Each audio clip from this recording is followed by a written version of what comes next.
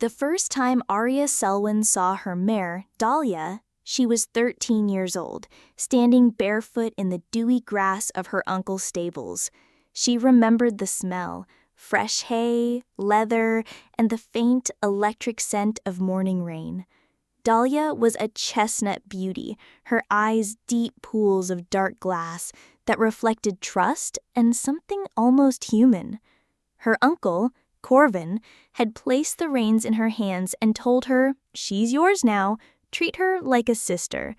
And Arya did.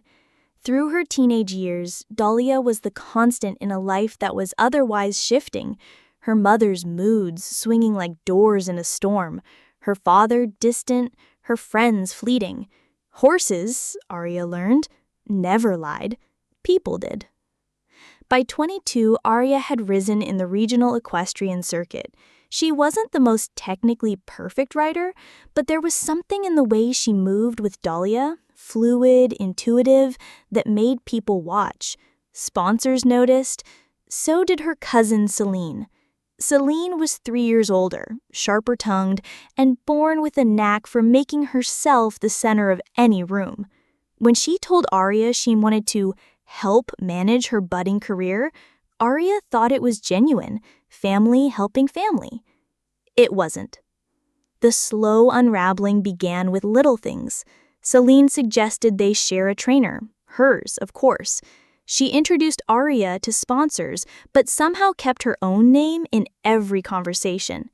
She claimed she was handling competition paperwork, but entries would mysteriously get delayed or misplaced. When Arya questioned it, Celine would laugh and call her paranoid. The final blow came the week before nationals. Dahlia was in peak condition, and Arya had been training for that competition for months, one that could have pushed her into the international circuit.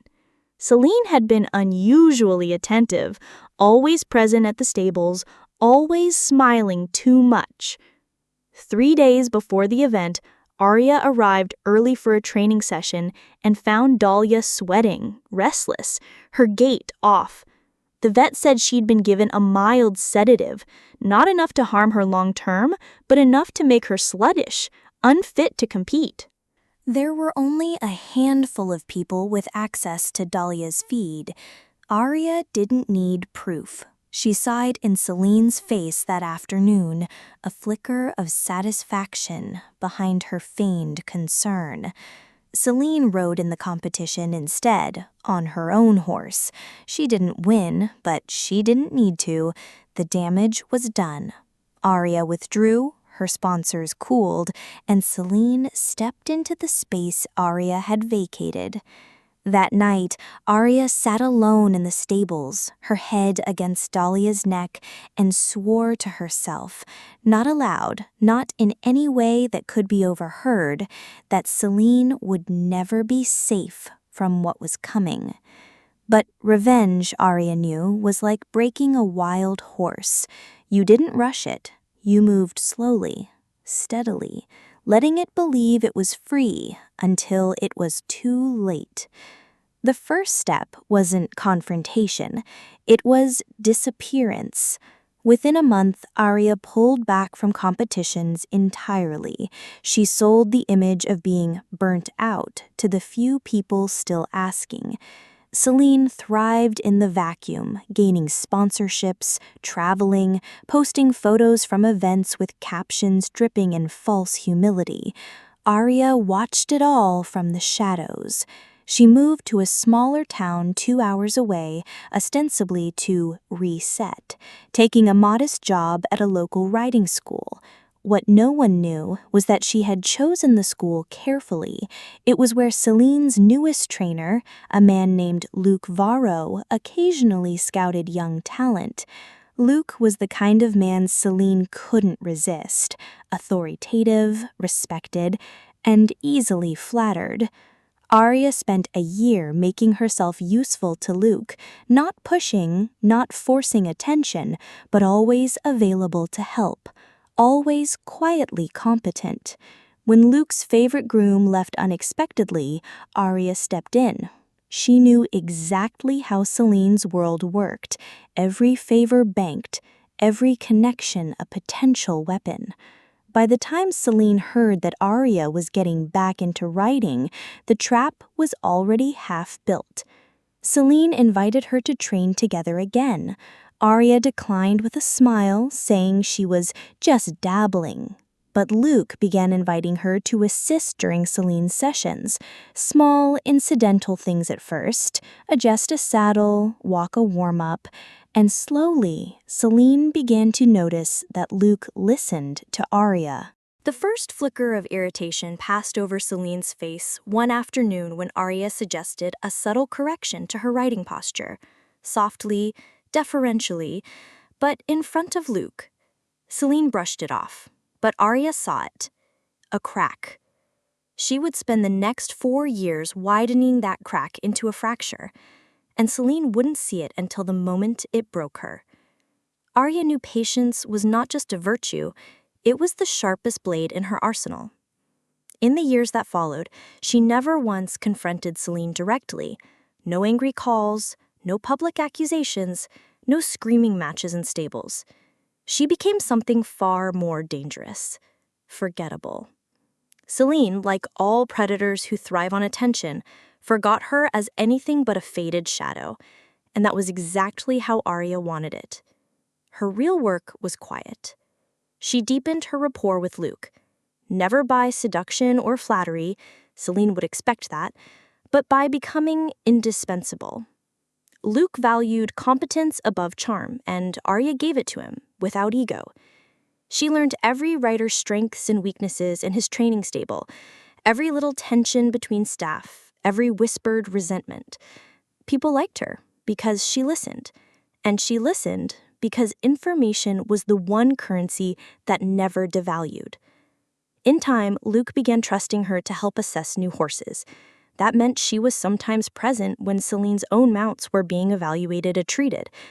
Arya would speak little, but when she did, she said things Celine couldn't ignore. "She's leaning heavier on the left rein than before," Arya might murmur to Luke during a trial ride, and Celine would feel a sting she couldn't quite name. "Her mare's breathing seems tighter. Maybe a long check," she'd suggest, and Celine would bristle, as though Arya were undermining her knowledge. But Arya always followed those moments with soft apologies, even compliments, as though she had overstepped. The balance was perfect, enough to seed self-doubt, never enough to seem hostile. The next layer of the plan was financial. Arya began helping at equestrian auctions, first small regional ones, then larger events. She developed a network of wealthy amateur riders who wanted advice on buying show horses, but didn't trust the salespeople. Her advice was always honest, except when Celine's interests were involved. If Celine had her eye on a particular gelding, Arya might quietly tip another buyer toward it. If Celine was preparing to sell a horse, Arya would subtly point out exaggerated issues to potential buyers. Never outright lies, just carefully framed truths. Over time, Celine's stable lost a little shine. A mare she'd purchased turned out to be prone to colic. A promising jumper developed hock problems sooner than expected. Small losses, small embarrassments, nothing that screamed sabotage. Celine blamed bad luck. Arya made sure she kept doing so. 4 years after the Nationals incident, the balance began to shift. Celine had gained national attention, but plateaued. She was still respected, still photographed, but whispers of inconsistency began to trail her. And while she was still better off financially than most riders, the maintenance of her image was expensive. That was when Arya offered her a lifeline. Over coffee one morning, an accidental meeting in town, Arya mentioned a private investor she'd been consulting for. He was looking to sponsor a rider for the international circuit. Arya spoke as though she wasn't sure Celine would be interested. Of course, Celine was. The investor was real, but his interest in Celine was manufactured. Arya had spent months preparing him for this role. He was a wealthy horse breeder named Auric Vale, recently divorced, with a taste for control, disguised as generosity. Arya had known exactly how to play him, appealed to his ego, his belief that he could mold talent. When Celine met him, she believed she was charming him. In truth, she was walking into a gilded cage Arya had been building for months. Auric became her primary backer.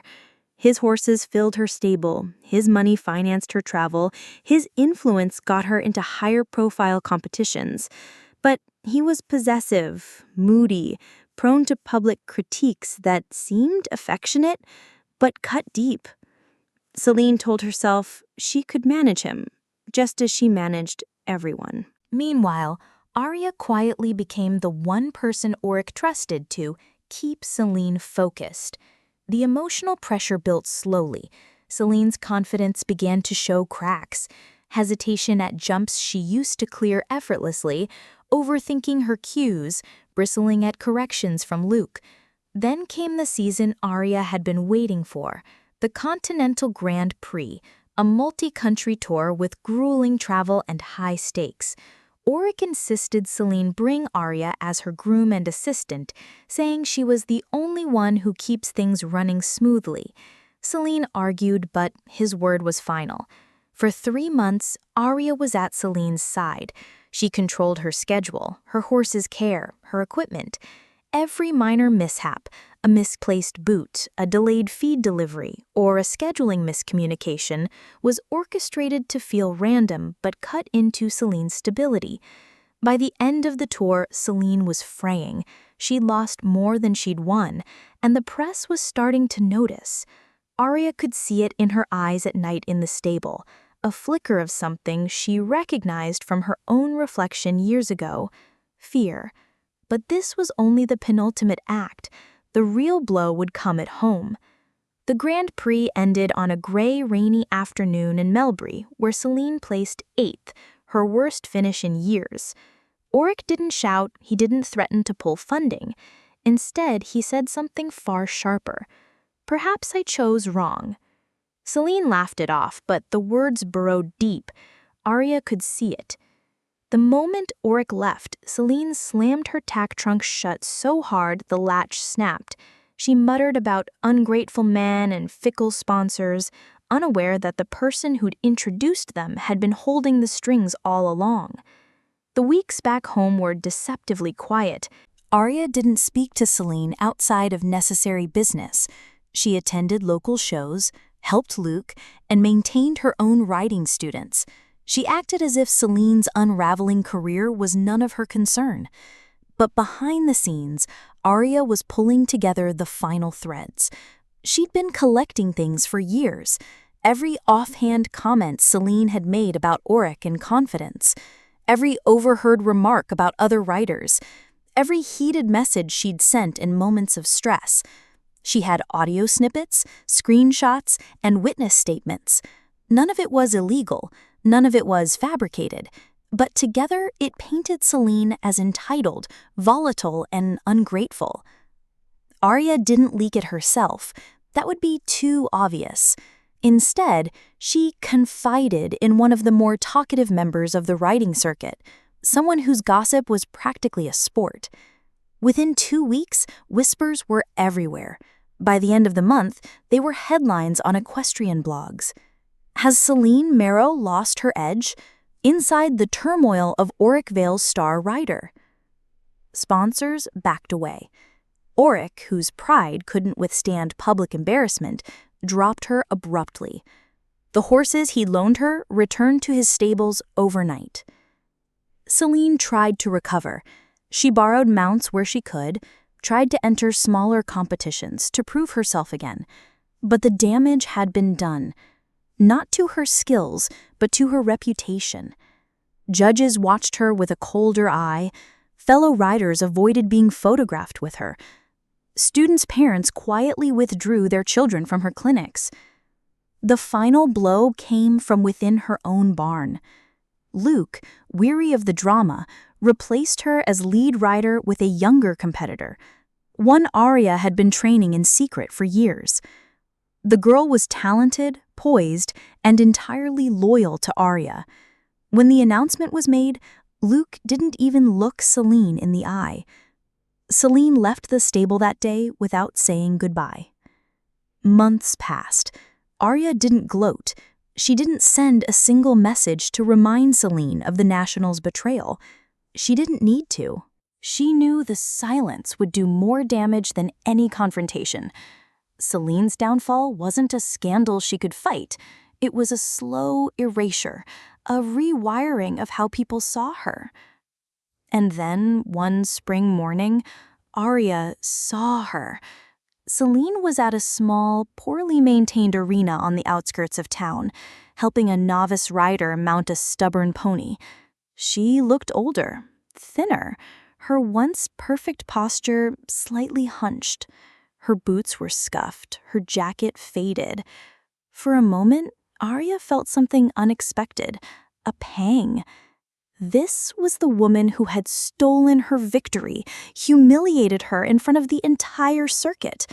This was the woman she had dedicated years to destroying, and here she was, diminished to something almost pitiable. But pity was dangerous. Arya left before Celine saw her. She told herself she didn't need to witness the rest. The cost of her revenge didn't hit her all at once. It came in fragments, when her closest friends drifted away because they thought she was too calculating, when she realized her own career had plateaued because she'd spent more energy plotting than competing, when she caught herself wondering if she'd missed chances for joy while sharpening her knives. She had won, yes, but it was a victory that left her standing alone.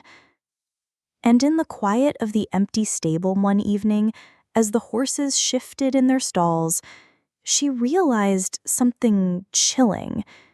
If she could do it all over again, she would.